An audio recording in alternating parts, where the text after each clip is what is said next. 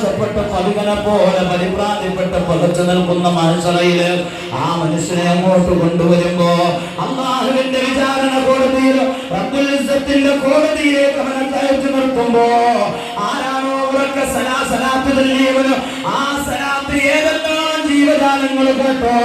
മഹാന്മാരായ കന്നിപ്പുല്ല് ശുഹദാക്കളുടെ ചാരത്തിരിക്കുന്ന മഹദിയായ നൂർജഹാനുമാന്റെ മഹാനായ സ്വാലിഹ് വലിയുണ്ട് മറ്റു ശുഹദാക്കളുടെ ചാരത്തിരിക്കുന്ന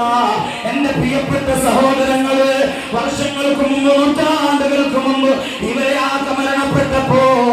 ആ സമയത്ത് ഈ നാട്ടുകാര് എങ്ങനെയാണോ ആ കബറിൽ കൊണ്ടുവച്ചത് അതേപോലെ ആ പച്ചമണ്ണിൽ മലർന്നു കിടന്നുകൊണ്ട് ഈ മഖാമിന്റെ ചാരത്തിരുന്നുകൊണ്ട് നീ സലാത്ത് ചൊല്ലുന്നത് ആ കബറിൽ കിടന്നവർ കേൾക്കുന്നുണ്ടെങ്കിൽ നാളെ മനുഷ്യരയിലേക്ക് നീ കടന്നു ചെല്ലുമ്പോ ഈ കാണുന്ന കല്ലുകള് നീ ഇരിക്കുന്ന പായ നീ ഇരിക്കുന്ന മണ്ണ് നീ ഇരിക്കുന്ന കാർപ്പറ്റ് എന്തിന്റെ ഏതെല്ലാം ജീവനുള്ളതും ജീവനില്ലാത്തതുമായ വസ്തുക്കൾ നാളെ മനുഷ്യരയിലേക്ക് കടന്നു വന്നുകൊണ്ട് അല്ലാഹുവോട് പറയുന്നു ഈ മനുഷ്യൻ സലാത്ത് ചൊല്ലിയവനാ മുത്തുനബിയുടെ മേൽ സലാത്ത് ചൊല്ലിയവനാ ആ സലാത്ത് ഞാൻ കേട്ടതാ അതുകൊണ്ട് ഇവന് സ്വർഗം കൊടുക്കണേ എന്ന് ഈ വസ്തുക്കൾ അല്ലാഹുവിന്റെ മുമ്പിൽ നമുക്ക് വേണ്ടി ശഫാഅത്ത് ചെയ്യുമെന്ന് ഹബീബുനാ മുഹമ്മദുർ റസൂലുള്ളാഹി 5 കൊല്ലം